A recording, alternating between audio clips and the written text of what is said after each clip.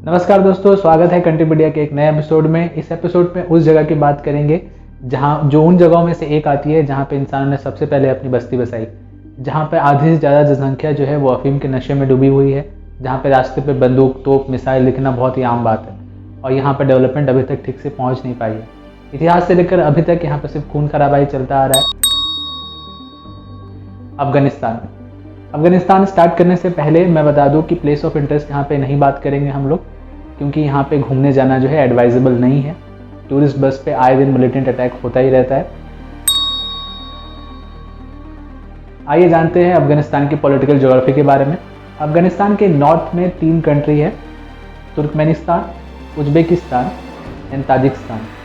अफगानिस्तान के ईस्ट में और साउथ में पाकिस्तान है, वेस्ट में ईरान है।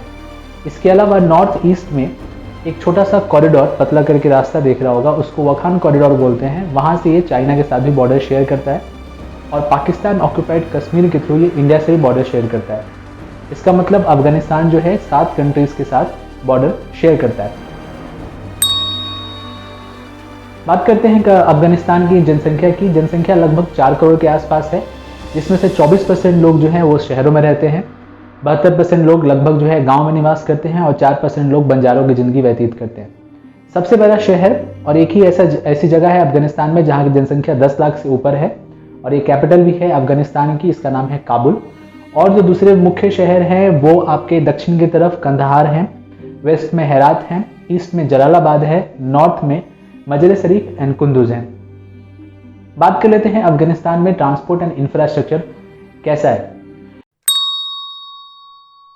तो अफगानिस्तान में इंफ्रास्ट्रक्चर और यातायात का जो धड़कन है वो यहाँ के हाईवेज हैं। इनको यहाँ पे रिंग रोड कहा जाता है। रिंग रोड जो है 5 प्रमुख शहरों को जोड़ती है, जिसमें आते हैं आपके काबुल, मजर शरीफ, हेरात, जलालाबाद एंड कंदहार को।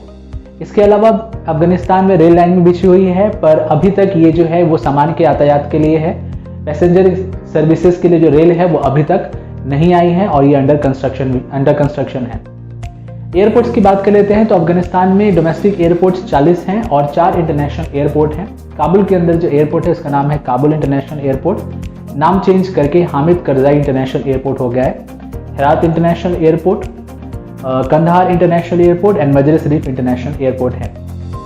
इसके बाद अफगानिस्तान का लैंडस्केप का बात कर लेते हैं। अफगानिस्तान का लैंडस्केप में पर्वत हैं, पठार हैं, घास के हरे भरे मैदान भी हैं और रेगिस्तान भी है। इसके नॉर्थ ईस्ट में जो है वो एक पर्वतमाला है, माउंटेन रेंज है, जिसका नाम है हिंदू कुश। हिंदू कुश हिमालय का ही वेस्टर्न एक्सटेंशन है, जो कि वखान कॉरिडोर के आगे पामीर माउंटेन्स होते हुए तिब्बत तक जाती है। जब हिंदू कुश माउंटेन अफगानिस्तान के मध्य भाग में पहुंचती है तो नॉर्थ में और साउथ में 2 बेसिन का निर्माण करती है। नॉर्थ में जिस बेसिन का निर्माण करती है उसको तुर्कस्तान बेसिन बोलते हैं। यहीं पे घास के हरे भरे मैदान मिलते हैं, जहाँ पे अफगानिस्तान की जितनी भी खेती होती है वो इसी भागों में होती है। दक्षिण की तरफ जो है वो सिस्टैन बेसिन का निर्माण करती है। ये जो है सेमी डेजर्ट है और दुनिया का सबसे सूखा जगह है यहाँ पे सिस्टैन बेसिन में। इतनी सारी नदियां होने के बाद भी सिस्टैन बेसिन जो है one of the driest place है ऑन अर्थ। नदियों की बात कर लेते हैं। बहुत सारी नदियां अफगानिस्तान में बहती हैं। सारी नदियों को पानी हिंदू कुश माउंटेन रेंज से ही मिलता है। जो कुछ मुख्य नदियां हैं वो हरी रुड हैं, जो कि हिंदू कुश से निकल के हेरात की तरफ जाती हैं। और भी नदियां हैं, अर्नकदाब है, हेलमैंड है। इसके बाद जो वखान कॉरिडोर है नॉर्थ ईस्ट में, वहीं पे नेशनल पार्क भी हैं और जितने भी फॉरेस्ट है अफगानिस्तान में वो नॉर्थ ईस्ट रीजन में ही मिलते हैं। वखान कॉरिडोर, वहीं पे तुंद्रा नेशनल पार्क है, जहाँ पे जो नोटेबल एनिमल्स हैं उनमें आता है मार्को पोलो शिप आता है, स्नो लेपर्ड आता है एंड साइबेरियन टाइगर आते हैं। बात करते हैं अफगानिस्तान में क्लाइमेट की। क्लाइमेट कैसा रहता है? जलवायु जो है नॉर्थ ईस्ट रीजन में, जहां पे हिंदू कुश माउंटेन रेंज है, वहां पे साल का औसत तापमान -15 से -25 डिग्री सेल्सियस तक रहता है। दक्षिण भाग में जो रेगिस्तानी भाग है वहां पे साल का औसत तापमान 35 डिग्री सेल्सियस से 45 डिग्री सेल्सियस तक रहता है।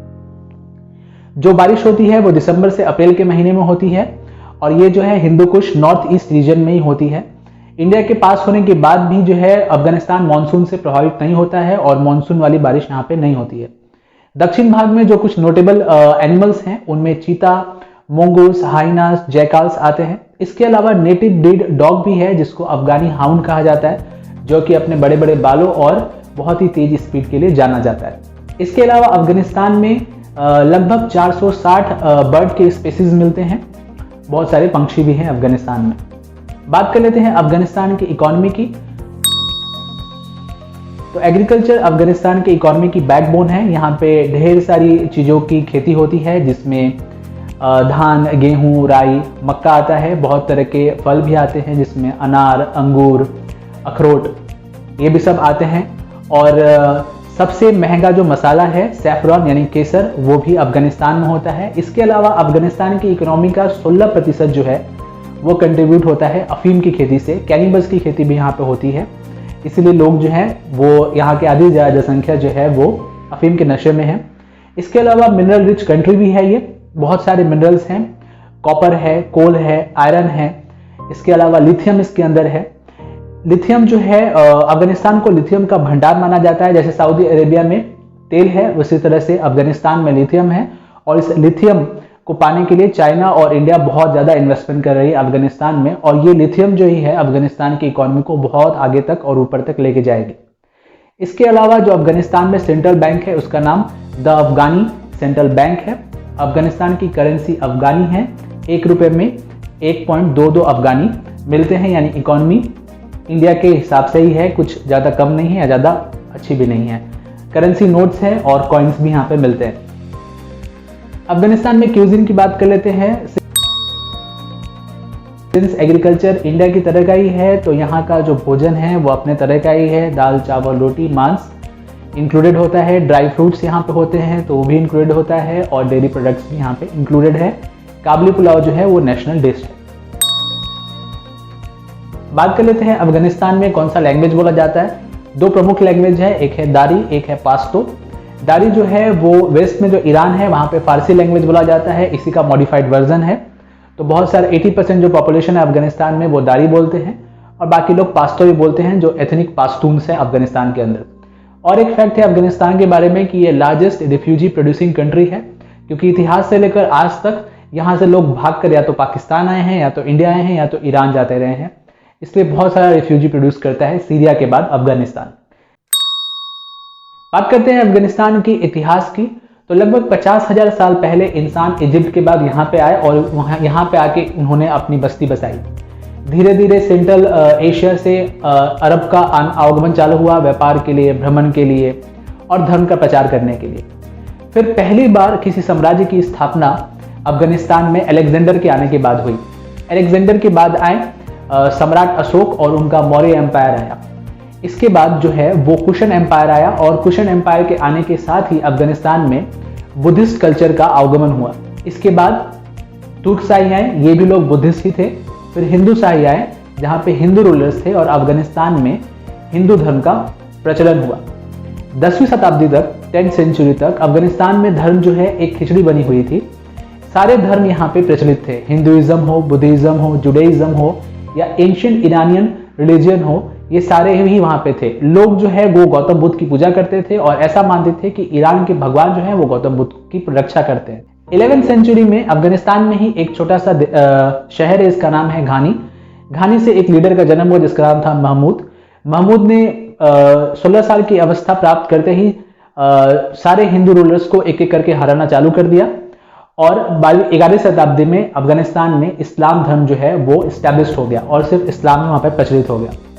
फिर 12वीं शताब्दी में अफगानिस्तान के दरवाजे पर दस्तक दी मंगोल्स ने। मंगोल्स जो है वो नॉर्मली एथेइस्ट होते थे, किसी भगवान को नहीं मानते हैं। तो 12 से लेकर 16 सदी तक अफगानिस्तान में किसी भी धर्म का प्रचलन नहीं था और धर्मनिरपेक्ष राज्य बन के रह गया था। 16वीं शताब्दी में फिर बाबर का आगमन हुआ भारत से अफगानिस्तान में और मुगल एम्पायर यहाँ पे छा गया। फिर 17th सेंचुरी में नादिर शाह मुगल साम्राज्य का गद्दी इन्होंने संभाला। उनके जो कमांडर थे उनका नाम था अहमद शाह दुरानी।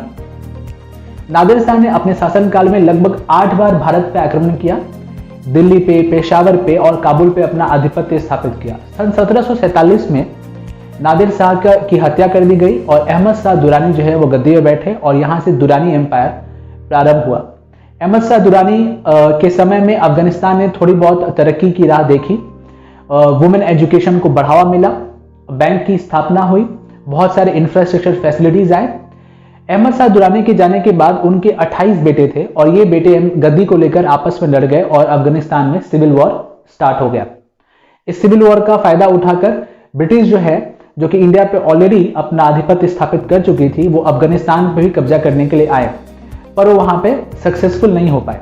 18th सेंचुरी में ब्रिटिश ने अफगानिस्तान में अपना इन्फ्लुएंस बढ़ाने की कोशिश की, पर वो नाकाम रहे। अफगानिस्तान के राजाओं ने बहुत अच्छा फाइट बैक किया। इसके बाद अमीर अमानुल्लाह खान वहां पे गद्दी पे बैठे अफगानिस्तान में, और इस समय अफगानिस्तान ने बहुत ही डेवलपमेंट देखा। आमिर ने जर्मनी, यूके और रशिया का फॉरेन ट्रिप किया, वुमेन एजुकेशन को बढ़ावा दिया, इंफ्रास्ट्रक्चर में बढ़ोतरी हुई अफगानिस्तान में, बैंक का एस्टेब्लिशमेंट हुआ। सन 1919 यानी 1999 में अमीर अमानुल्लाह खान ने अफगानिस्तान को एक इंडिपेंडेंट स्टेट घोषित कर दिया और 1926 में खुद को किंग डिक्लेयर कर दिया। जो लास्ट किंग थे इस एम्पायर के अंदर वो थे जाहिर खान। जाहिर खान की हत्या कर दी। ये लास्ट किंग थे अफगानिस्तान के। जाहिर खान की हत्या की दाऊद खान ने और वो मॉडर्न अफगानिस्तान के पहले प्रेसिडेंट बन गए। 1978 में पीपल डेमोक्रेटिक पार्टी का गठन हुआ अफगानिस्तान में, और इसके साथ ही अफगानिस्तान में शुरुआत हुआ डेमोक्रेसी का, जहां पे लोगों को इंडिपेंडेंस और जो फंडामेंटल राइट्स हैं वो मिलना स्टार्ट हो गए, वुमेन एजुकेशन को बढ़ावा मिलना स्टार्ट हो गया। पर ये चीज सबको रास नहीं आया, क्योंकि कुछ चाहते थे कि यहाँ पे इस्लाम का सरिया लॉ ही लगे।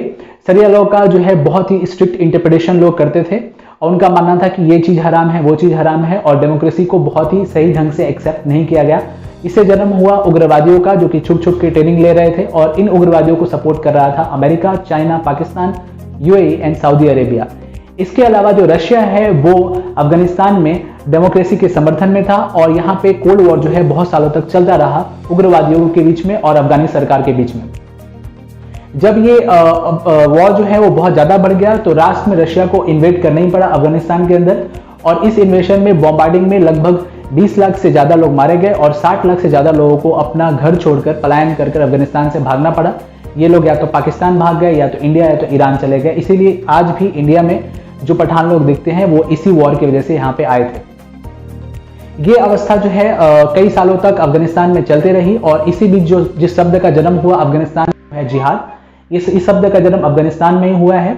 और इस समय ही पाकिस्तान अपने देश के अंदर मिलिटेंट्स को ट्रेन कर रहा था एज तालिबानी, और इन लोगों ने 1994 में फिर से अफगानिस्तान की कमजोर अवस्था को देखकर अफगानिस्तान पर अटैक किया और तालिबानी गवर्नमेंट आ गई। फिर से स्ट्रिक्ट शरिया जो लॉ है वो इंप्लीमेंट हो गया अफगानिस्तान के अंदर, और अफगानिस्तान का नाम इस्लामिक एमिरेट ऑफ अफगानिस्तान रख दिया गया। बैंक तोड़ दिए गए और लोगों का अधिकार इंडिपेंडेंस है वो छीन लिया गया। और ये रूल वो 6 सालों तक चला। 2001 में ओसामा बिन लादेन ने वर्ल्ड ट्रेड सेंटर पे आक्रमण किया, और यूएसए के इंटेलिजेंस को ये पता लगा कि ओसामा अफगानिस्तान में मौजूद है, और उन्होंने तालिबानियों से ओसामा को सरेंडर करने के लिए कहा, पर तालिबानियों ने इस चीज को तुरंत मना कर दिया। तो यूएसए को इन्वेड करना पड़ा अफगानिस्तान के अंदर। इस इन्वेशन में सारे तालिबानियों को अफगानिस्तान से भगा दिया गया। 2004 में यूएसए की मदद से अफगानिस्तान का नाम इस्लामिक एमिरेट ऑफ अफगानिस्तान से चेंज करके इस्लामिक रिपब्लिक ऑफ अफगानिस्तान रख दिया गया, और 2014 में पहले प्रेसिडेंट वो अपॉइंट हुए अशरफ घानी।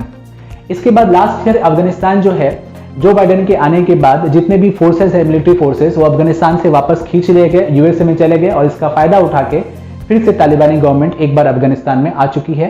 तो इस तरह से इतिहास रहा है अफगानिस्तान का। अफगानिस्तान इतिहास से लेकर अब तक वो शांति नहीं देख पाई है, और अब भी ऐसे ही चल रहा है। जो अभी भी तालिबानी गवर्नमेंट है अफगानिस्तान में, उसको बहुत सारे देश एज अ कंट्री एक्सेप्ट करने के लिए तैयार नहीं है। बहुत सारी कंट्री हैं जो उनको एक्सेप्ट कर रहे हैं, पर जो मेजर कंट्री है उनको एक्सेप्ट नहीं कर रहे हैं। अफगानिस्तान को एज अ अनरिकॉग्नाइज्ड कंट्री ही माना जा रहा है। धन्यवाद। अगर ये वीडियो पसंद आया तो लाइक कीजिएगा, सब्सक्राइब कीजिएगा पहली बार आ रहे तो, और इन्फॉर्मेशन पसंद आया तो जरूर शेयर कीजिएगा। धन्यवाद। आपका दिन शुभ हो।